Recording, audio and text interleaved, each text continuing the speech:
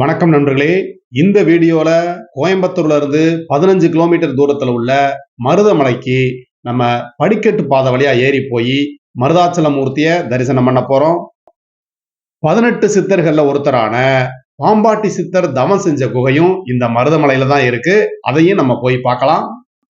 வீடியோவை பார்க்குற நண்பர்கள் வீடியோவுக்கு லைக் பண்ணுங்க, கமெண்ட் பண்ணுங்க, மறந்துடாம சப்ஸ்கிரைப் பண்ணுங்க. வாங்க வீடியோக்குள்ள போகலாம்.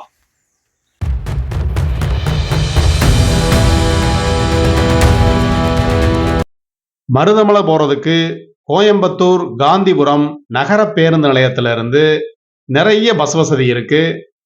மருதமலை காந்திபுரம் பஸ் ஸ்டாண்ட்ல இருந்து சுமார் 15 கிலோமீட்டர் தூரத்துல இருக்கு. மருதமலையில அடிவாரத்துல பேருந்து நிலையம் இருக்கு. நம்மளை அங்க கொண்டு வந்து இறக்கி விட்டுருவாங்க. அங்க இருந்து நம்ம ரெண்டு பக்கமும் கடைகளை வேடிக்கை பார்த்துக்கிட்டே போனோம்னா இடது பக்கம் மருதமலை முருகனுக்கு முடிக்காணிக்கை செலுத்துறோம் அப்படின்னு வேண்டி இருக்க பக்தர்கள் முடிக்காணிக்கை செலுத்துவதற்கு முடிக்காணிக்கை மண்டபம் இருக்கு. கடைகளுக்கு இடையில ஒரு ஆலமரம் தெரியுது பாருங்க, நேரா அங்கதான் முடிக்காணிக்கை மண்டபம் இருக்கு. வலது பக்கம் மலைக்கு போற மலைப்பாதை, அதாவது 4 வீலர்ல வர்றவங்க 2 வீலர்ல வர்றவங்க இந்த மலைப்பாதை வழியா மேல போயிடலாம். இந்த மலைப்பாதையில சாயங்காலம் 7 மணி வரைக்கும் தான் சொந்த வாகனங்கள்ல வர்ற பக்தர்களுக்கு அனுமதிக்கிறாங்க. இங்க இருந்து மலைக்கு மேல போய் முருகனை தரிசனம் பண்றதுக்கு திருக்கோயில் சார்பா பஸ் வசதி பண்ணி கொடுத்துருக்காங்க. ஒரு நபருக்கு போறதுக்கு 10 ரூபா, திரும்பி வர்றதுக்கு 10 ரூபா. படிக்கட்டுல ஏற முடியாத பக்தர்கள் அல்லது சீக்கிரம் முருகனை பார்த்துட்டு வெளியூருக்கு போகக்கூடிய பக்தர்கள் இந்த வசதியை பயன்படுத்திக்கலாம். நம்ம படிக்கட்டு வழியா மலை மேல ஏறி முருகனை தரிசனம் பண்ணுவோம். மருதமலை முருகனை தரிசனம் பண்றதுக்கு மலைப்பாதை படிக்கட்டு ஆரம்பிக்கக்கூடிய இடம் இந்த இடம்தான். இந்த மலைப்பாதையில காலையில 7 மணில இருந்து சாயங்காலம் 5 மணி வரைக்கும் தான் போக முடியும். சாயங்காலம் 5 மணிக்கு மேல வரக்கூடிய பக்தர்கள் கோயில் சார்பா விட்டுருக்கக்கூடிய பஸ் வசதியை பயன்படுத்திக்கணும். மலை ஏற ஆரம்பிக்கலாம். இந்த பாதையில உள்ள முதல் மண்டபத்துல மயில் இருக்கு, முருகனை பார்த்த மாதிரி. வாங்க நம்மளும் தொடர்ந்து நடப்போம். மருதமலை படிப்பாதையில முதல் தரிசனமா நம்ம தரிசனம் பண்ண போறது தான் தோன்றி விநாயகர். தான் தோன்றி விநாயகர்னா சுயம்புவா அவதரிச்சவர்.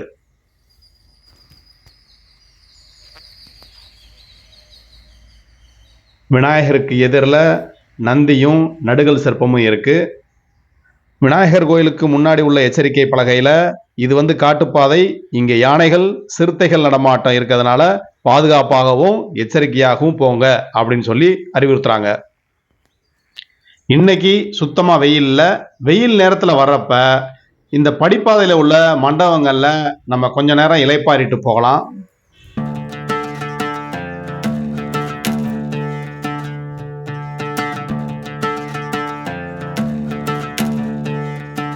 இயற்கை எழில் கொஞ்சம் இந்த தலத்தை முருகனோட 7ஆம் படை வீடு அப்படின்னு குறிப்பிடுறாங்க.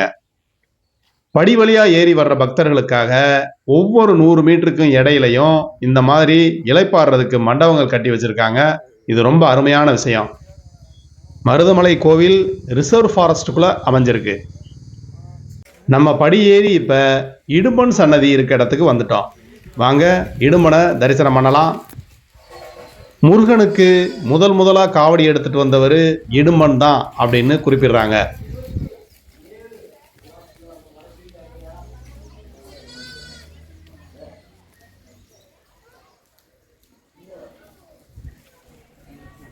இந்த கோவில்ல இடும்பனோட வாகனமா கருஞ்சிறுத்தை இருக்கு பாருங்க.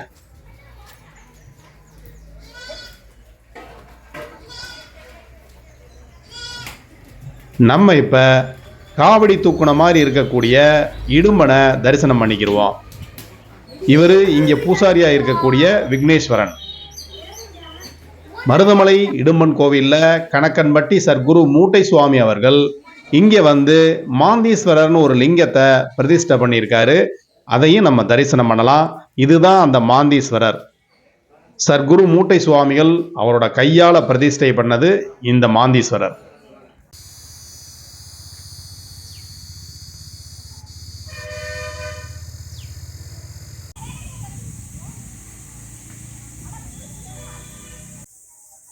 மருதமலை முருகன் கோவில் சுமார் 800 ஆண்டுகள் பழமையான கோவில். அருணகிரிநாதரால திருப்புகழ்ல பாடப்பட்ட தலம் இந்த தலம். அடுத்து நம்ம தரிசனம் பண்ண போறது முருகப்பெருமானோட குதிரையோட குளம்படிப்பட்ட பாறையை தான் பார்க்க போறோம். இதுதான் அந்த குதிரையோட குளம்படிப்பட்ட பாறை. பார்த்துக்கங்க, குதிரை குளம்பு மாதிரி வடிவத்துல இந்த பாறையில ஒரு அச்சு இருக்கு. மருதமலை கோவில்ல இருந்து திருடர்கள் திருடிட்டு வரையில முருகப்பெருமான் குதிரையில ஏறி விரட்டிட்டு வந்து அவங்கள பிடிச்சதா வரலாறு இருக்கு. மலைப்பாதையில் உள்ள படிக்கட்டுகளும் சன்னதிக்கு மேலே ஏறி போற படிக்கட்டுகளும் சேர்த்து மொத்தமா 837 படிக்கட்டுகள் இருக்கு. படி ஏறுறது ரொம்ப கஷ்டமா தெரியல. ஏன்னா ஒரு ஃப்ளாட்டா கொஞ்சம் கொஞ்சமா கிராஜுவலா மேலே ஏறி வர்ற மாதிரி தான் இருக்கு. ரொம்ப கஷ்டம்லாம் கிடையாது.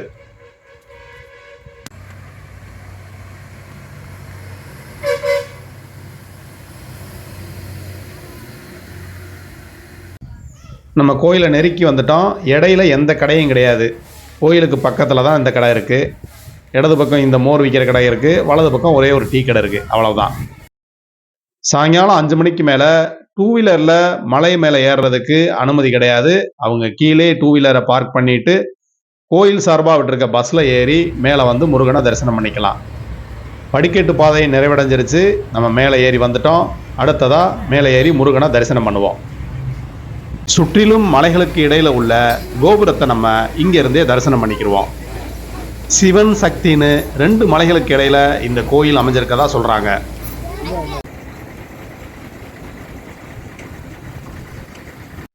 மருதாச்சலம் இருக்க மனக்கவலை எதற்கு அப்படின்னு இங்க அழகா எழுதி வச்சிருக்கத பார்க்க முடியுது. உண்மைதாங்க. மருதாச்சல மூர்த்தி இருக்கையில நம்ம எதுக்கு கவலைப்படணும்? எல்லா கவலையும் அவர்கிட்ட சொல்லி நம்ம வேண்டிக்கிடுவோம்.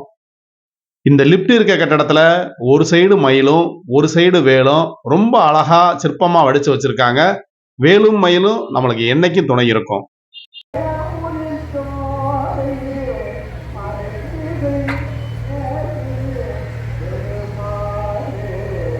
இந்த ஷெட்ல போட்டிருக்க பெஞ்சில உட்காந்து நம்ம கொஞ்ச நேரம் ஓய்வு எடுத்துக்கலாம். கீழே படிப்பாத ஆரம்பிக்கிற இடத்துலயும் செப்பல் ஸ்டாண்ட் இருக்கு, இங்க மேலேயும் செப்பல் ஸ்டாண்ட் இருக்கு.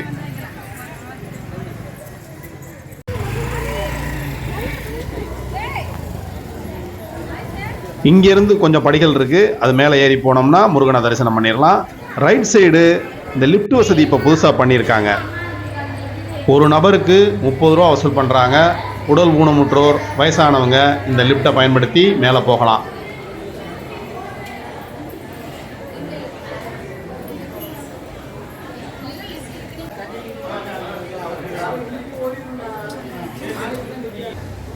நம்ம இப்போ மேலே ஏற ஆரம்பிப்போம்.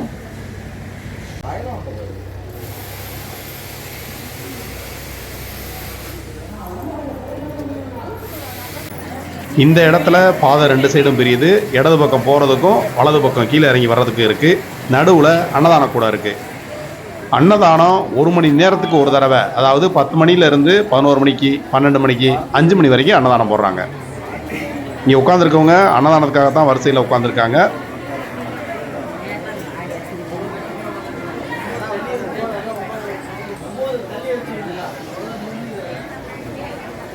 இங்கே இருந்து ஒரு தடவை அப்படியே சுற்றி பார்ப்போம், கீழே எப்படி தெரியுதுன்னு.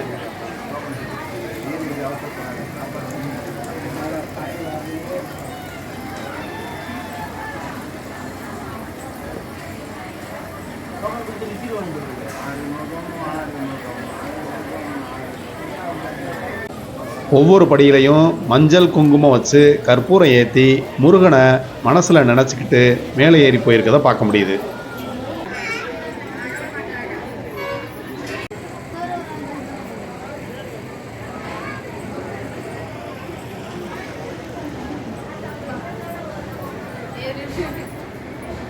நம்ம இப்போ ராஜகோபுரத்துக்கு பக்கத்தில் வந்துட்டோம்.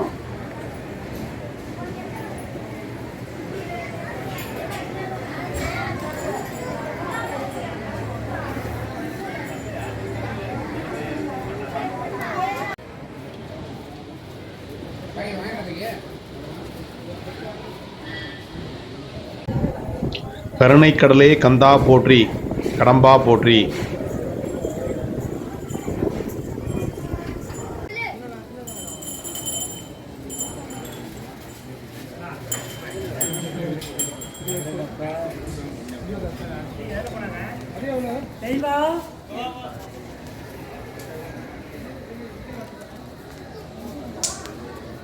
வெயில்ல கால் சுடாம இருக்கிறதுக்காக இந்த நிழல் பந்தல் போட்டிருக்காங்க.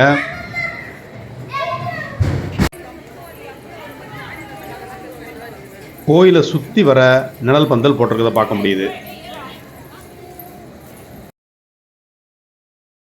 இது பஞ்சமுக விநாயகர் கோவில். உள்ள போய் கண்குளிர முருகனை நல்லா தரிசனம் பண்ணிட்டோம். இந்த கோயில்ல முருகன் சோமாஸ்கந்த மூர்த்தியா பக்தர்களுக்கு அருள்பாலிக்கிறாரு. இந்த கோவில்ல வள்ளி தெய்வ யானையோட முருகன் சுயம்புவா தோன்றின சன்னதியும், பெருமாள் சன்னதியும், சிவன் பார்வதிக்கு தனியா சன்னதியும் இருக்கு. நவகிரக சன்னதியும் இங்க இருக்கு.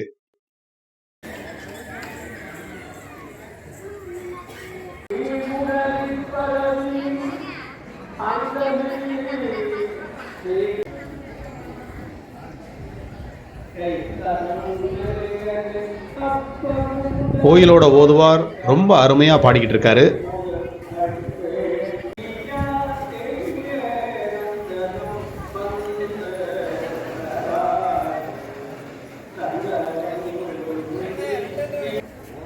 பஞ்சமுக விநாயகர் கோயிலிருந்து நேராக போனோம்னா கடைசியில் கோயிலோட கன்னி மூலையில் பாம்பாட்டி சித்தர் குகை கோயிலுக்கு போகக்கூடிய படி கீழே இறங்கி போகும். அது வழியாக நம்ம கீழே போய் பாம்பாட்டி சித்தர் சுனையையும் பாம்பாட்டி சித்தர் கோயில் அதாவது குகை கோயிலையும் அவர் தவம் பண்ண குகை கோயிலையும் பார்க்கலாம். வாங்க கீழே இறங்கி போகலாம்.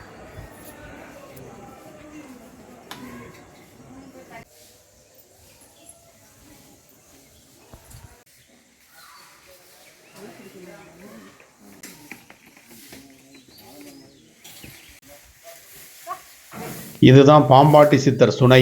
இப்போ தண்ணி சுத்தமாக கிடையாது. அந்த மண்டபம் தெரியுது பார்த்தீங்களா, அதில் சப்த கன்னிமார்களோட சிலை இருக்கு.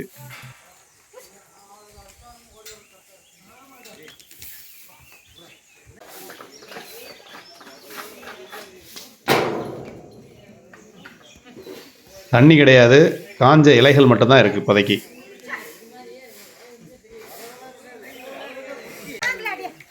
இங்கிருந்து கொஞ்ச தூரம் கீழே இறங்கி போனோம்னா பாம்பாட்டி சித்தரோட குகை கோயில் இருக்கு.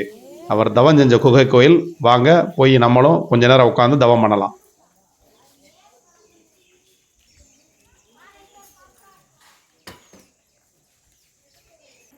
பாம்பாட்டி சித்தர் குகை கோயிலுக்கு வந்துட்டோம். பாம்பாட்டி சித்தர் பாம்பு பிடிக்கிறவராக இருந்து சித்தரா மாறினவர். முருகனோட அருளால சட்டைமுனி சித்தர் பாம்பாட்டி சித்தர்கிட்ட நீ வெளியில உள்ள பாம்பை தேடுற, உனக்குள்ள உள்ள பாம்பை கண்டுபிடின்னு சொன்னதுனால தவம் இருந்து முருகனோட அருளால பாம்பாட்டி சித்தர் சித்தரா மாறிட்டாரு. பாம்பாட்டி சித்தரோட ஜீவ சமாதி சங்கரங்கோயில்ல அமைஞ்சிருக்கு.